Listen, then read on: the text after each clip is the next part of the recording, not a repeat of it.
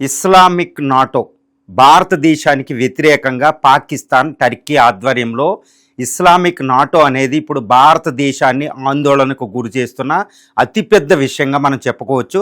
ఇప్పుడు దీన్ని మోడీ దౌత్య వైఫల్యంగా కూడా కొంతమంది అభివర్ణిస్తున్నారు డిఫెన్స్ ఎక్స్పర్ట్స్. ఎందుకంటే పాకిస్తాన్ ఇంతవరకు 1947 నుంచి 1965లో 1971, 1999 కార్గిల్, తర్వాత 2026 ఆపరేషన్ సింధూర్ అనుకుంటూ 5 యుద్ధాల్లో భారతదేశంతో ఓడిపోయింది.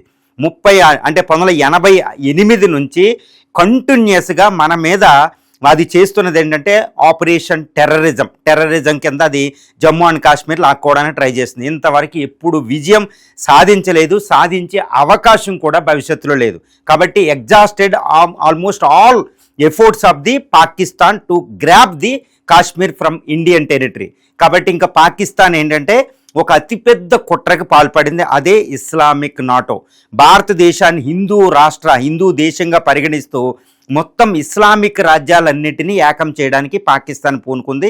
దీనికి ఇంకొక ఫ్రెండ్గా కలిసింది ఎవరంటే ఎర్డగాన్, ఈ యొక్క టర్కీ అధ్యక్షుడు. ఇప్పుడు టర్కీ, పాకిస్తాన్ కలిపి భారతదేశం చుట్టూరు ఒక ఇస్లామిక్ వలయంగా వాళ్ళు ఏర్పాటు చేస్తున్నారు. అంటే భారతదేశం కాస్త డేంజర్లో పడే అవకాశాలు అయితే ఇక్కడ పుష్కలంగా ఉన్నాయి.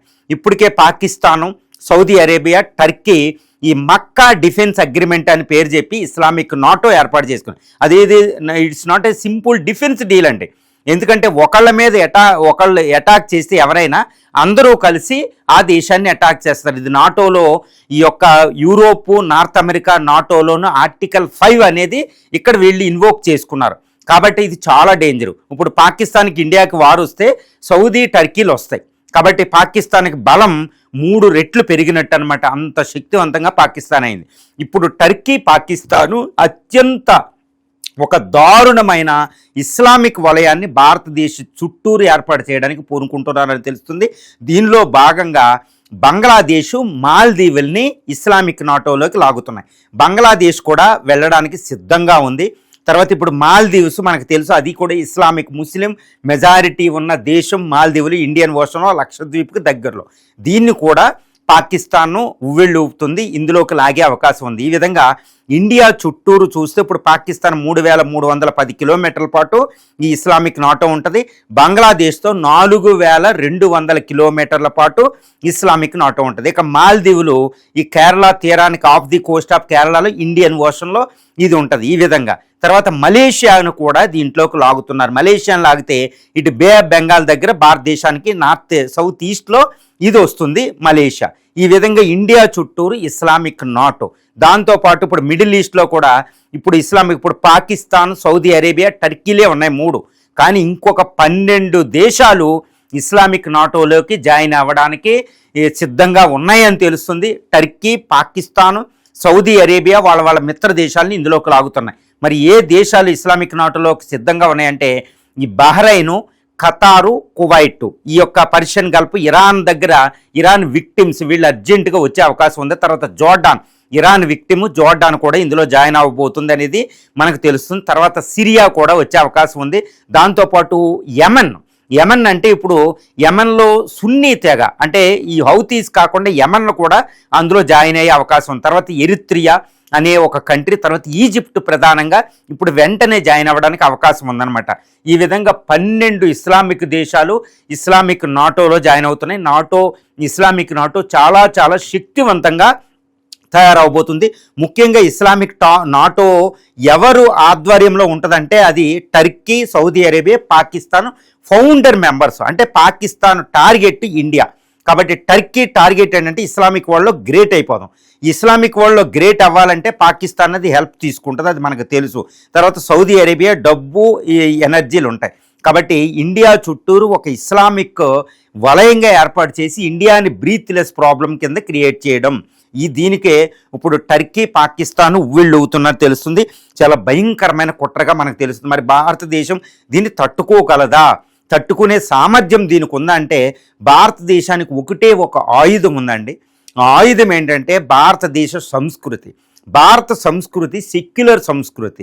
భారతదేశంలో కూడా ఇస్లామిక్ పాపులేషన్ ఎంత ఉంటుందంటే ఇండోనేషియా తర్వాత అతి ఎక్కువ పాపులేషన్ ఉన్న రెండవ ఇస్లామిక్ పాపులేషన్, రెండవ అతిపెద్ద దేశం అనమాట ఇస్లామిక్ పాపులేషన్లో.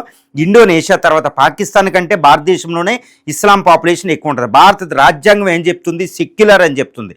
వాళ్ళు ఏంటంటే భారతదేశం జిన్నా ప్రతిపాదించిన ద్విజాతి సిద్ధాంతాన్నే ఇప్పుడు పాకిస్తాన్ ఉపయోగించబోతుంది. అదేంటంటే భారతదేశం అనేది హిందూ రాజ్యం అని పాకిస్తాన్ చెప్తుంది.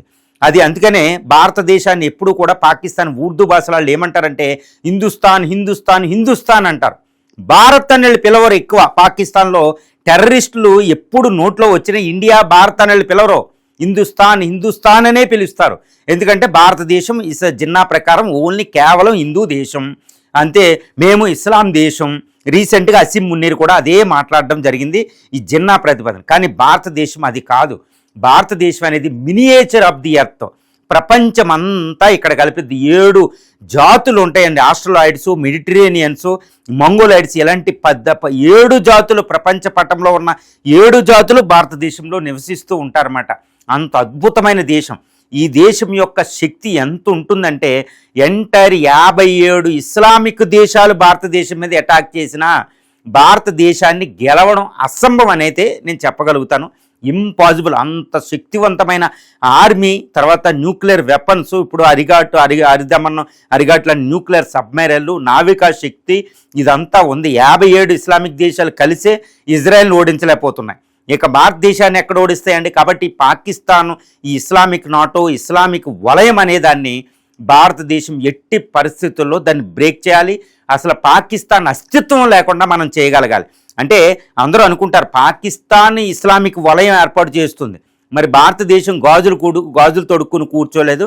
భారతదేశం కూడా పాకిస్తాన్ చుట్టూరు కూడా ఇప్పుడు దాకా 3300 కిలోమీటర్ల మనం పోరాడాం. కానీ ఇప్పుడు ఇరాను, ఆఫ్ఘన్తో కలిపి ఎంటైర్ పాకిస్తాన్ని భారతదేశం కూడా కౌంటర్ చేయబోతుంది. మోడీ ఇక్కడ ప్రశాంతంగా ఏమీ లేరు. నెతన్యాహుతో కలిసి ఏదో విధంగా ఇస్లామిక్ నాటోని నిప్పింగ్ ఎట్ ది బడ్, ఆదిలోనే దాన్ని నాశనం చేయడానికి పూనుకుంటారని తెలుస్తుంది. కాకపోతే ఇప్పుడు బంగ్లాదేశ్, మాల్దీవులు ఇస్లామిక్ నాటోలోకి వెళ్ళడం అంటే మాత్రం సౌత్ ఏషియాలోకి ఇటు ఇప్పుడు దాకా చైనా, ఇప్పుడు పాకిస్తాన్ కూడా బలమయ్యింది. మరి భారతదేశం ఎలా ఎదుర్కొంటుందో మనం చూడాలి దీన్ని.